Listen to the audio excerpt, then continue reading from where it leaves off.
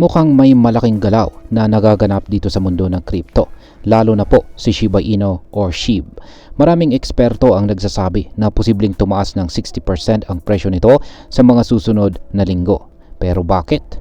Ano po ang mga dahilan sa likod ng bullish momentum na ito?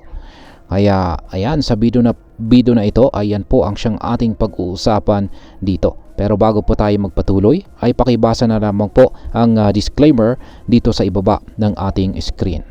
Ayan, ano nga ba ang papel ng SHIB burn rate sa pagtaas ng presyo? Yan, ang isa po sa pinakamalaking factor na maaring magpataas sa presyo ni Shiba Inu ay ang pagtaas po ng SHIB burn rate. Ano nga ba ang ibig sabihin nito?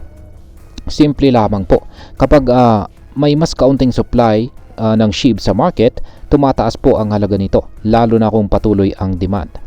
Ayon po sa SHIB burn ay lumubo po ng higit 62,000% ang burn rate ni SHIB sa loob lamang ng isang araw. Isang malaking account ang nag-burn po ng 460 million na SHIB tokens na siyang nagdadagdag sa kabuuang 410 trillion tokens na wala na po sa sirkulasyon. Sa ngayon ay nasa 584 trillion na lamang ang natitirang SHIB sa market. Kapag patuloy po ang pagliit ng supply habang lumalakas ang demand, natural na aangat po ang presyo ng token. Bukod dito ay may mga macroeconomic trends din na maaring makatulong po sa pagtaas ng SHIB.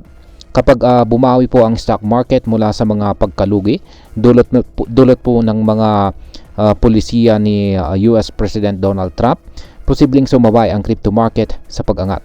Dagdag pa rito, kung babaan po ng Federal Reserve ang interest rates para maiwasan ang recession, maaaring dumagsa ang liquidity sa crypto market na siyang makikinabang itong si yan, isa po sa mga makikinabang ay syempre itong si Shiba Inu. Ayan. Ngayon ay paano po pinapalakas ng NFT at gaming ang ecosystem ni Shiba Inu? Ayan. Bukod po sa burn rate ay lumalawak din ang ecosystem ni Shiba Inu or nag-expand po ito. Isa po ito sa mga dahilan kung bakit patuloy ang pagsuporta ng mga investors dito. Ang Shiboshis, yan po ang opisyal na NFT collection ng Shiba Inu, ay nagiging mas popular sa maraming application. Hindi lang ito simpleng digital collectibles, kundi ginagamit na rin ito sa iba't ibang blockchain-based na laro tulad po ng Lapdogs, Agent Shiboshi at saka Shiboshi Rush. Maliban po sa gaming ay inilabas din ng Shiba Inu team ang SHIB OS. Isa po itong decentralized governance platform na maaring gamitin sa mga negosyo at saka gobyerno. Ayon po kay Madam Lucy, ang marketing leader ng SHIB, gamit nito ang blockchain technology para sa mas transparent at saka automated na decision-making process. Sa madaling salita, ang SHIB OS ay maaari pong maging isang cutting edge solution para sa mga institution na nais pong gumamit ng blockchain. Yan. Habang lumalawak po ang ecosystem ni Shiba Inu, mas maraming tao ang posibleng mahikayat na gamitin at bilhin ang SHIB token. Ibig sabihin ay mas maraming demand, mas mataas ang presyo. Ngayon ay ano naman po ang technical na mga sinyales or technical na signs or signals sa pag-angat ni SHIB? Ayan. Sa technical analysis naman ay may mga magandang pattern na lumabas or nagpakita sa price chart ni Shiba Inu. Meron pong nakita na falling wedge breakout sa kanyang 4-hour chart. Isang senyales na possible bullish reversal. Ayan, mukhang ito po yata pero hindi malinaw. Yan, ibig sabihin po nito ay maaring nagsisimula ng lumakas muli si SHIB matapos ang pagbagsak nitong mga nakaraang buwan. Yan. Kung malalampasan po ni SHIB ang 50-day moving average, mas titibay po ang uptrend nito.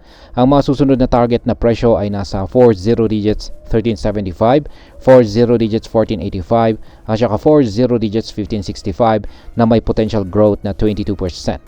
Pero kung tuloy-tuloy po ang pag-angat, posibleng umabot ito sa 40 digits 20 na magiging 60% increase mula sa kasalukuyang presyo. Ayon naman po kay Crypto Elites, sa X, nasa strong accumulation zone ngayon si SHIB na maaari pong magresulta sa isang price explosion. Sinusuportahan din ito ni Ginong Javon Marks na naniniwalang maaaring tumaas pa ng 450% ang presyo ni SHIB kung magpapatuloy ang bullish pattern na ito. At ayan, ano naman ang maaaring maging epekto nito para sa atin bilang mga Pinoy crypto traders ni SHIB. Para sa atin ay simple lamang po, may malaking oportunidad po na maaari tayong kumita kay SHIB kung tama po ang timing ng ating pagbili at pagbenta dito. Ngunit tandaan po natin, kahit na may bullish indicators ang crypto market, nananatiling volatile pa rin ito. Mahalaga po ang tamang research at saka risk management bago po mag-invest. Kung ikaw po ay isang short-term trader, maaari mong bantayan ang mga key resistance levels at gumamit po ng trailing stop loss para protektahan ang iyong kita. Kung ikaw naman ay isang long-term investor, ang patuloy po na paglakas ng ecosystem ni SHIB ay maaring sinyales na maganda po itong i-hold ng pangmatagalan. At ayan, bilang panghuli ay ano naman ang aking masasabi tungkol dito. Si SHIB ay isa po sa mga altcoins na may malaking potensyal ngayong taon, lalo na kung magpapatuloy ang burn rate increase, ecosystem expansion at saka bullish technical patterns nito. Ngunit gaya ng ibang investments, may mga risk pa rin ito. Kaya lagi po tayong maging maingat at matalino sa pagdidesisyon pagdating sa pag-trade o pag-invest sa mga cryptocurrencies. At ayan, hanggang dito na lamang po tayo sa video na ito mga ka-crypto. Maraming pong salamat sa panonood. Ingat po tayo lagi at God bless po sa ating lahat.